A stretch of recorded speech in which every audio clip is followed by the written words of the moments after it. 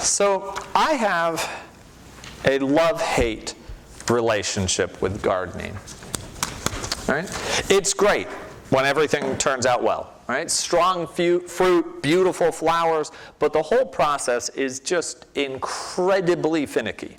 Right? Plants can fail to grow well because you overwatered them or underwatered them. It could be too poor of soil. It could be too rich of soil. They could wilt from too much sun or from too much shade, or shade at the wrong time of day. They could die from an early frost, or they could fail to sprout because there wasn't enough frost there for them to germinate in the first place. Bugs can eat them, or slugs. The wind can blow them down. Blight can spread from neighboring plants, or the deer could just take a liking to them. And even if the plants grow, that doesn't mean that they're thriving well enough to bloom. They are so picky. One time we were living in Albany, and Naomi and I decided to plant some flowers from seed. I don't remember what. I think they were nasturtiums. And we could not get them to grow, like at all. Nothing sprouted. We're looking at the ground. We're like, it's gonna, any day, any week, this is great. And we were so disappointed until one day we noticed a beautiful bloom in the crack in the brickwork that was around the flower bed. It had decided to grow in the crack, not in the flower bed. Because apparently that was a better climate for it than the tender care that we were giving the seeds in the bed that did not feel like growing whatsoever. That one just wanted to be neglected and shoved in the rocks. That was how it wanted to grow. Another time we were given a bag of wildflower seeds to plant, and as soon as we took out a handful of the seeds, we were completely lost. I don't know if you've gotten like a bag of the mixed wildflower seeds. It is ridiculous. We didn't recognize a single one of them. Some of them we didn't recognize as seeds. It just looks like a bunch of twigs and junk that you'd scrape up or vacuum out from underneath the couch. I'm pretty sure one of them was a dried up dead slug. I mean, none of them made sense. Because I know what an apple seed looks like, or a pumpkin seed, but a camas seed or an iris? No idea. And they look so radically different from one another, and many at first glance just seem like complete trash that you just sweep up and sweep away. But we planted them. And even when they started sprouting, we were still lost as to what we were supposed to weed, because some of the wildflowers have spiky thorns and have like weird like leaves that hurt, and there's just we couldn't tell weed from plant until they finally started blooming, and even then we weren't fully sure, because were the daisies part of the mix, or did the daisies blow over from the neighbors? I'm not really sure. We'll have to read the bag again. Right? Because it turns out that there is absolutely no relationship between the size or shape of a seed and the final plant. Not even a little bit. Let alone the final fruit or flower. You cannot tell from a seed almost anything about the beauty or the quality of the final plant. I wanted to grow a stand of sequoias up at our property one time. I thought that would be a lot of fun. So naturally, because it's me, I went out and found some sequoias to harvest the seeds. And I expected to be bearing practically small pine cones. And it turns out that to grow the largest tree on earth, the seeds look like underdeveloped oatmeal flakes that are like half the size of my pinky nail. It's remarkable. I couldn't get them to grow either. You might be seeing a trend forming here. There's many reasons I'm not a farmer, but my lack of ability to grow things from seeds certainly doesn't help. But I couldn't get these to grow because leaving them for over a month in the freezer apparently wasn't long enough for them to germinate, because they require 3 feet of snow for 4 months or they won't sprout.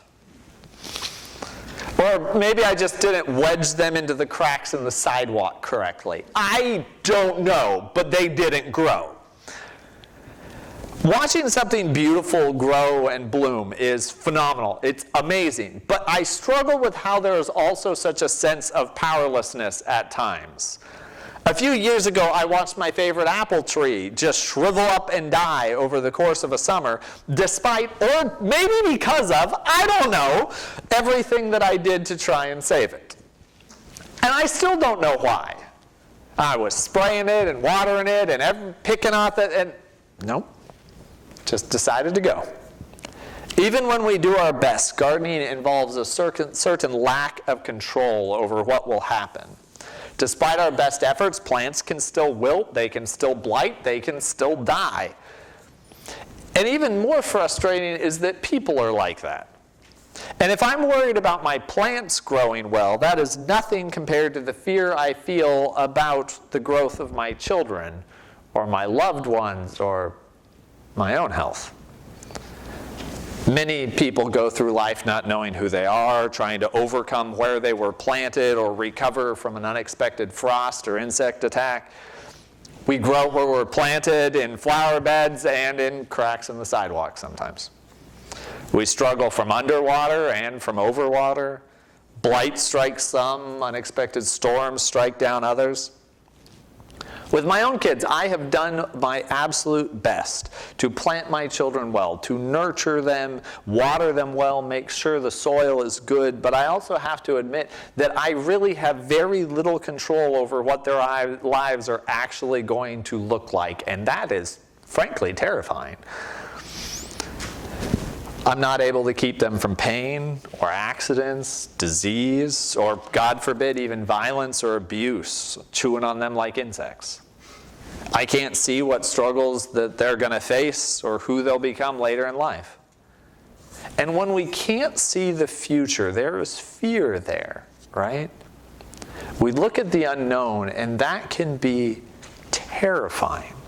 Especially when we look at ourselves and our situation compared to others, and it doesn't seem like it's measuring up, right? They got planted better. They seem to be growing better. Well, they didn't have this blight strike. They didn't have the frost that we did. They got watered appropriately.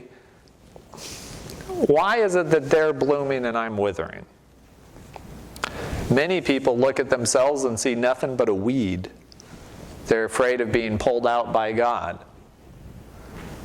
Many of us fear death, whether the final one or the little deaths along the way, right? The little deaths of speaking up or of hiding who you are, the ending of relationships, the slow wilting of our bodies.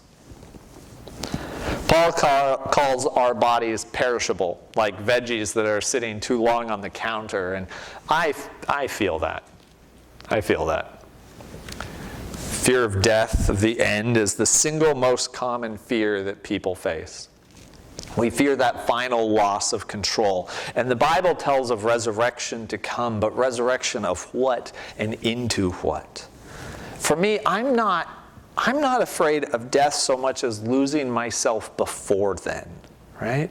I've always been terrified of my mind going, of me not being me when death comes, right? That my personality might change. Both of my grandmothers did. At the end, one became violently angry all of the time instead of the sweet little old lady that she had been her entire life, that I'd known her anyway.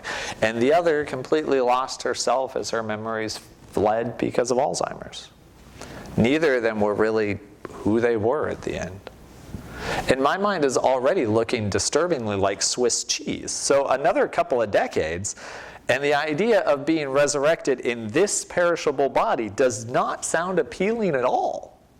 Anyone else on that one? Okay. I don't want this body for eternity. I really, truly don't. And it's not just physical either. To continue the plant analogy, probably well past its point of helpfulness, I feel like dead branches of my life just hang around and I just keep carrying them, right? Mistakes and failings, pain, remnants of bad storms, of bad times or bad decisions. Things that died when I just couldn't get enough water and help. then I'm just carrying them around, like hoping that they don't break off and hurt somebody. And I don't want to carry all of that dead branches around for eternity either. Not to mention all the possibilities that never manifested, all the potential wasted. It seems like other people are blooming and some days I'm barely sprouting, you know? I don't want to carry all of that around with me for eternity either. But who am I if none of that comes with me? I don't really know because I've never been without that baggage. Paul in 1 Corinthians shares a remarkably encouraging metaphor while talking about the resurrection that we read, right? How are the dead raised? What sort of body will they have when they come back? Look, fool, when you put a seed into the ground, it doesn't come back to life unless it dies. What you put in the ground doesn't have the shape that it will have. It's a bare grain, wheat, or some other seed. God gives it the sort of shape that He chooses. He will give each of the seeds its own shape. Paul was talking to people worried about persecution and the gruesome ways that they might die, that would they have to live forever in these mangled bodies. And Paul says, no, hold on. When you sow, you don't bury the entire plant. You don't bury the flower. You don't bury the entire bush. You don't bury the tree. You bury a seed, just a seed. He says that something new grows and it will not look like what was planted, but still is somehow the same. He basically says, why do you think you're experiencing the full flowering of who you are now? You have yet to be planted, and that means you're a seed. No one plants a flower. And he describes our blooming by saying, for the perishable must clothe itself with the imperishable, the mortal with immortality, so that death is swallowed up in victory.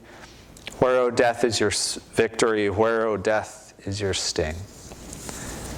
We aren't blooming here. This isn't our flowering. We're seeds. At best, we're just sprouting with no real sense of the full beauty that awaits us. But we aren't stuck in our wilted, blighted, perishable bodies. We aren't stuck with the baggage and our brokenness. We aren't limited by the soil that we were planted in or the water that we've gotten in our lives. Resurrection is not a promise that we will never change. Resurrection, heaven itself, is the promise of change, is a promise that we aren't stuck as we are. We're never stuck as we are, because nothing gets planted that we don't want to see grow. Because who we are right now can be scarred, who we are can be lost, can be broken, can be hurting, can be separated from each other, from God, even separated from ourselves. But resurrection is coming. New life is coming, where we will finally see that nothing can separate us from the love of Christ. Not life or death, not angels or rulers, not present things or future things, not powers or height or depth or any other thing that is created, Scripture says. We are a seed breaking down and being reborn to new life at the exact same time. At most, we have tiny little shoots just beginning to appear to show that new life is at work. And we work on growing, yes, we absolutely do. We bring as much of that new life to us here as we possibly can, but we've still just begun to germinate compared to what we're going to be. It doesn't matter if you don't look like other seeds, because we are not a carefully ordered flower pot. We are a magnificently strange collection of seeds that will someday fill heaven's halls with flowers for our King. Christ's church is a riotous and gorgeous field of mountain flowers. There are no weeds here, just beauty in our diversity. And staying a seed forever isn't our resurrection promise. No, every seed is meant to grow, to flower, to spring out with new life. We will not be stuck with the same broken down shell we leave this world in. We don't even get this shell at its best. We get to blossom. Death and sin become swallowed up in victory. We don't end. we bloom. We do not believe that this is a heaven thing only. This is the gospel, that no matter what is causing us to wilt or fail, whether it's the soil that we found ourselves in, the lives we've struggled in since, or the end that we see coming, all deaths, big or little, are waiting to be swallowed up in new life. New chances, new growth, new life. That's what forgiveness is all about. It's new life. It's buds forming on our new growth when, thanks to God, our seeds of death begin to sprout into something beautiful and hopeful. Even now, even right now. That is the hope of earth and the promise of heaven, that we can live fully. Fully ourselves, fully with God, fully with each other. Knowing and fully known by the one who chose us, who made us, who planted us. The one who rejoices in watching us grow is waiting to watch us bloom. That is resurrection, that we see here in part as we germinate, and in heaven when we flower. And that isn't something to fear. That is something that I am excited to see. Because with God as our gardener, we have nothing to fear.